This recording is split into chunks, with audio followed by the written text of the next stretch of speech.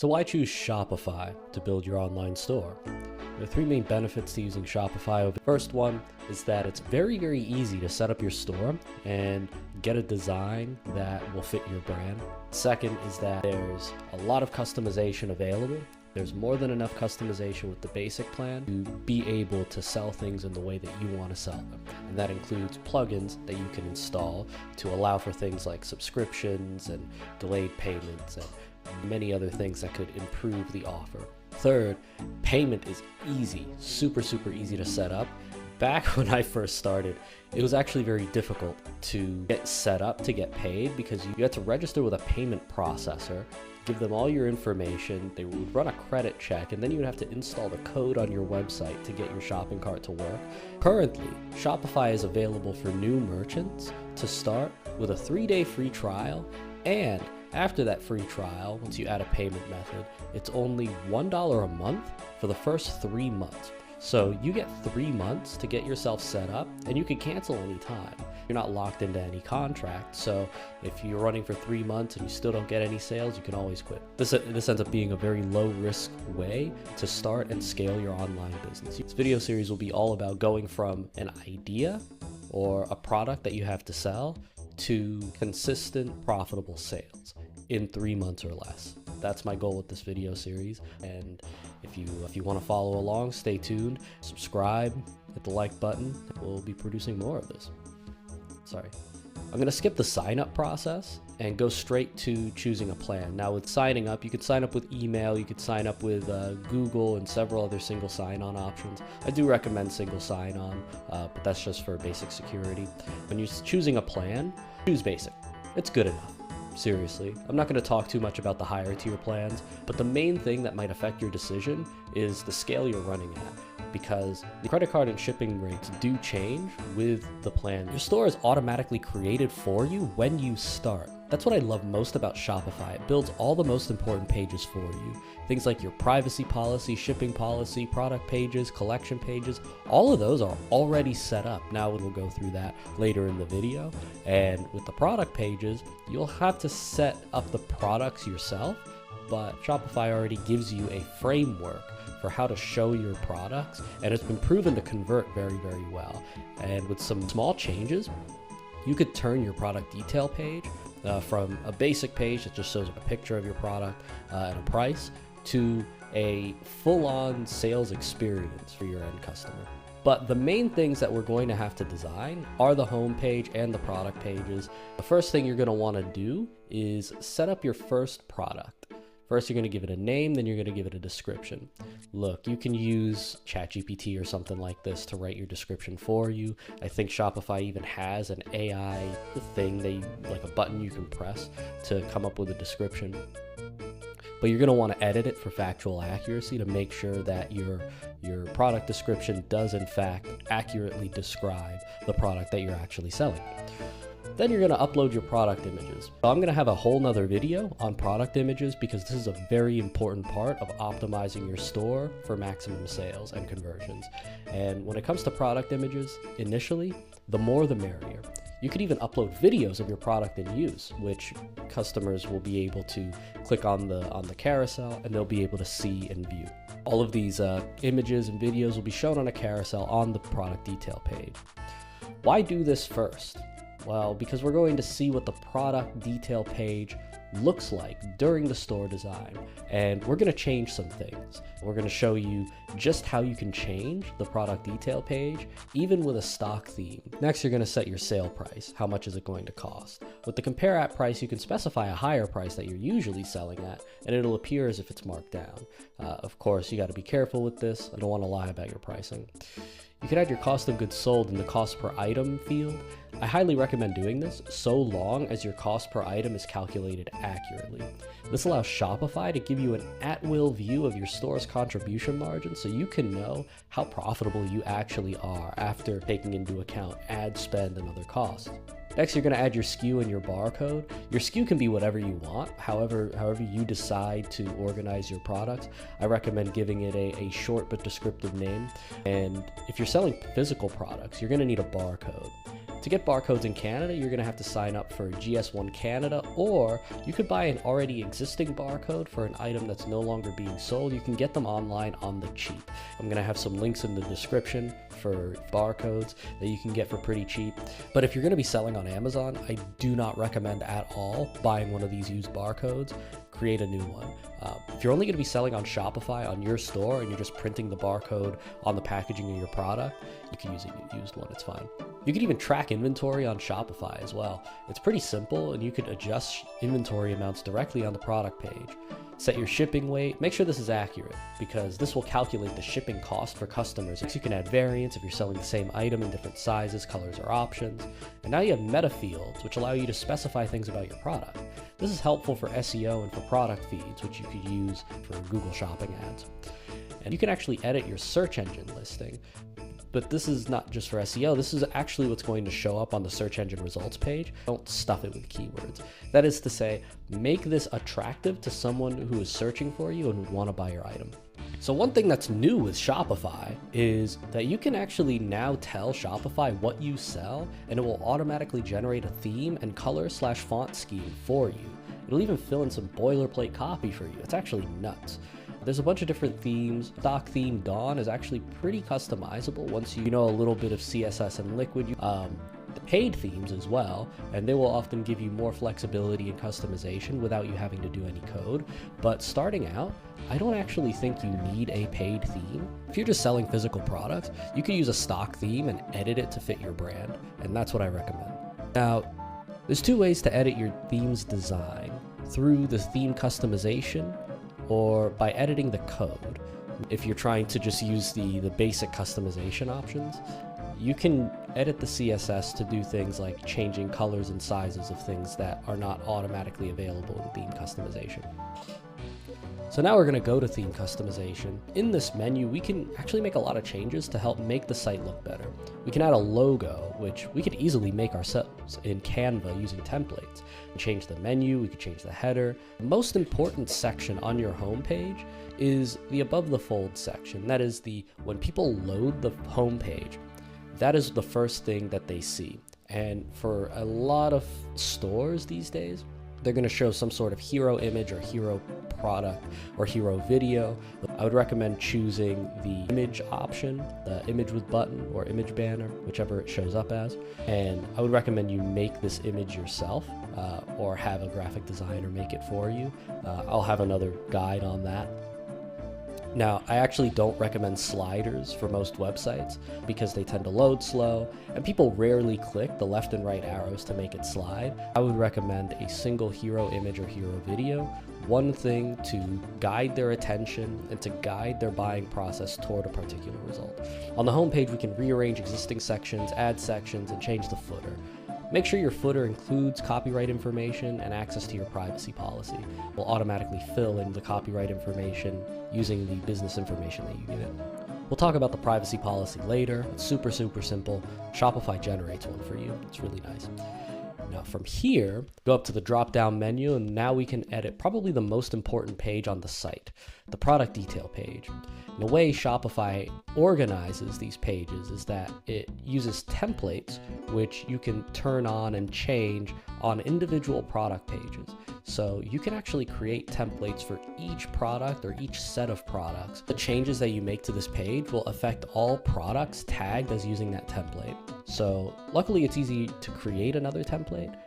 Now, a product detail page is not going to get people confident in your brand or your offer. You're going to want to add sections to it. And there's several recommended sections that I will go through. One of the recommended sections is reviews. I'm going to want to add some copy sections. You're going to want to add some more usage images, possibly how to use an FAQ accordion section, which addresses all of the top questions that people have when they ask about your product, top objections that people have before buying the product. Several other sections you can add. Those are the ones I'll generally recommend. I'm creating a basic template here for a product, which includes a few sections. Views section is not here, but I would definitely recommend that you add it. Now we go to the discount page. Here you can create discounts for sales events, new customer signups, and really whatever you'd like. You can create different types of discounts such as buy one get one, % off, dollars off, and free shipping. You can set it to be a discount code or automatic, and you can set a start and end date if you only want it to work temporarily. This is where you're going to be managing all your discounts. Now we go into analytics and reports. Just click the analytics button. You can see a dashboard of how your store is doing, and it gives you all of the most important information all in one place. We'll make changes, we'll customize it to make sure we get to see the information that we want to see. Now, by default, it'll show you things like sales, returns, shipping costs, sales channels, sales by product, conversion rate, returning customer rate, and various referral metrics like where your customers are coming from. And this is all extremely important information, and this will help you make changes to the site that will help improve your conversion rate and help improve your overall store's profitability. So you're going to want to pay attention to this. I check it every day. We go to the report section, which Shopify has a bunch of default generated reports that you can take a look at. You can also create your own custom reports, but Shopify's actually got your bases covered. If you want to see things like first time versus returning customers, or if you want to see things like shipping costs by order, there's so many things you can actually see in Shopify's reports that you probably won't need to generate a custom one. And if you are, you're probably just going to be adding data from other sources, in which case you'll be using just a regular spreadsheet software. In a future video, I'll talk a bit more about Shopify reports and how to automate a lot of it. I know I'm talking a lot about future videos, but this guide is just a guide to get started. This stuff goes deep. Once you're ready to start selling, I recommend buying a domain or connecting a domain that you bought from Namecheap or GoDaddy or some other platform. Now, Shopify will allow you to buy a domain within Shopify, and their prices aren't marked up that much. So you don't need to spend an arm and a leg on a domain. Just choose a name that fits your store and register it directly. So now let's talk about the good stuff, getting paid. There's paying Shopify, and there's getting paid for the sales that you make. Easiest way to pay Shopify is just to enter a credit card, right? And you just put in your credit card, and it charges you per month whatever your subscription fee is, including the subscription fees of all your plugins. Now, the easiest way to get paid is to use Shopify payments. Now, it is true that Shopify takes a chunk out of your revenue for processing fees. It's one of the many ways Shopify makes money. But they make it so easy to accept payment and disputes chargebacks that it really is worth it.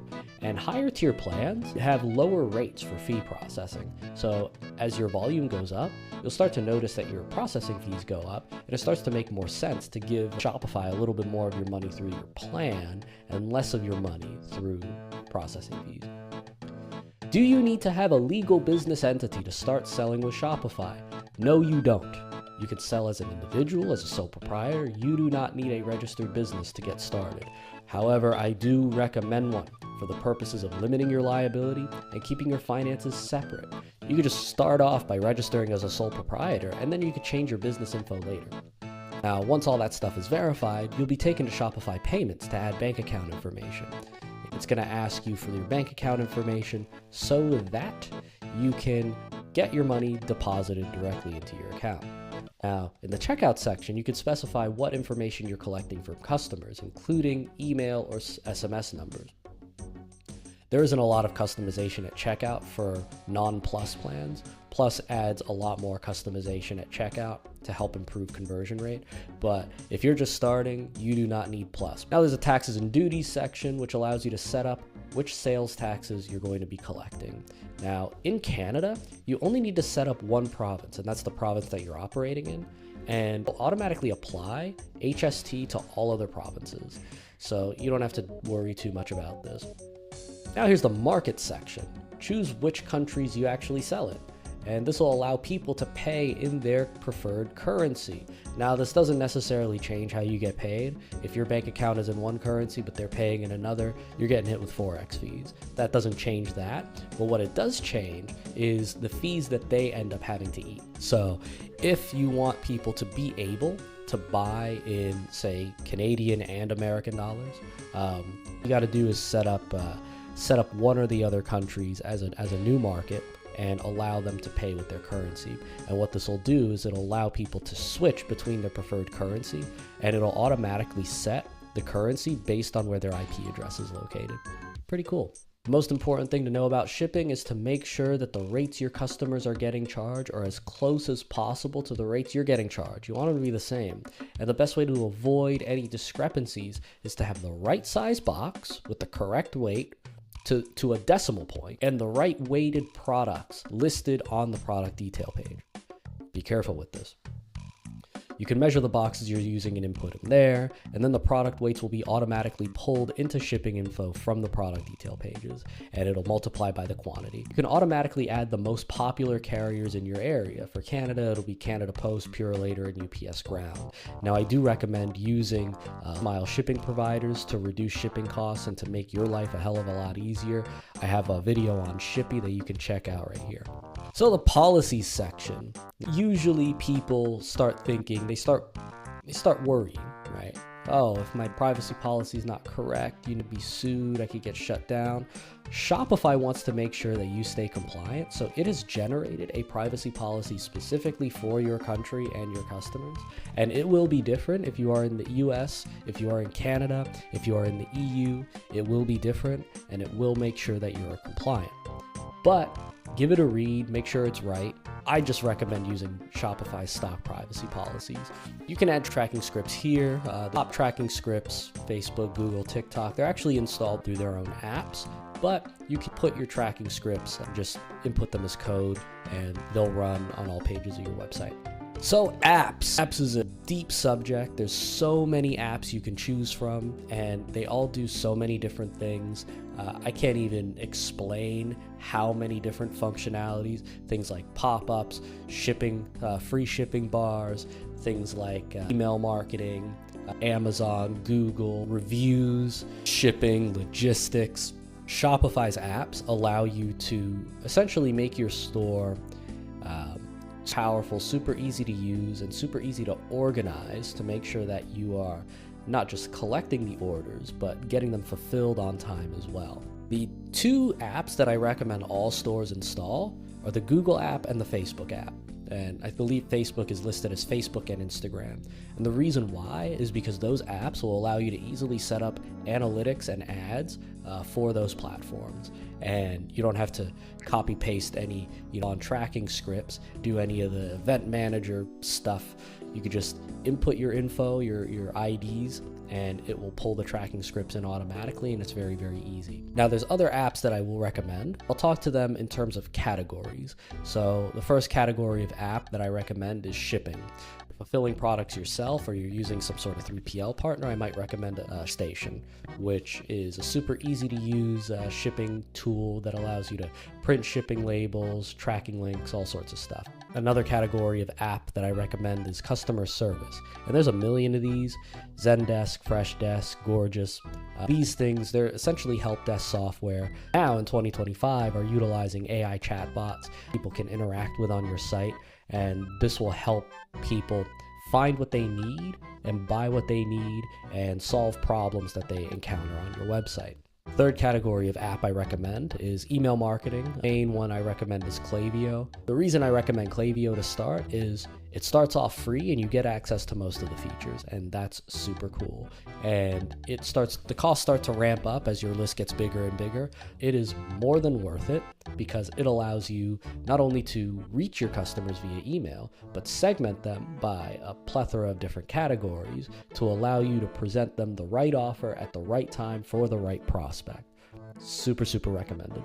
Fourth category of app I recommend is reviews. Reviews apps like Yotpo, Trustpilot, Stamp.io. These review plugins will allow you to pull reviews from different places. Some will allow you to input your own reviews that you've collected from customers in real life. Some will allow you to send emails to ask for reviews. I generally recommend having at least one reviews plugin so that when people go to your product detail pages, they can see what people are actually thinking about your product, what people are actually saying about it, real customer reviews, so that it adds trust to your website, it adds trust to your offer, it makes people feel a hell of a lot more confident that they're going to get the result they want by buying from you. Okay, my store is set up. What next? I've got a store, I've got a design, what do I do? Well, there's two things you can do. One, you could go and perfect your design, but I would recommend, before you go and do that, go get some customers. You're going to want to go get some customers. My next guides will be all about getting customers for your store so that you can start making actual money.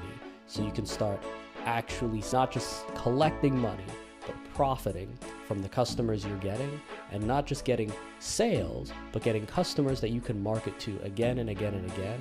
And so you can grow a real e-commerce business. And ideally, we want to get you set up within the 3-day trial period, but definitely before the 3-month period ends. So the next videos will be about setting up ads, the right plugins, and designing your store so that it converts.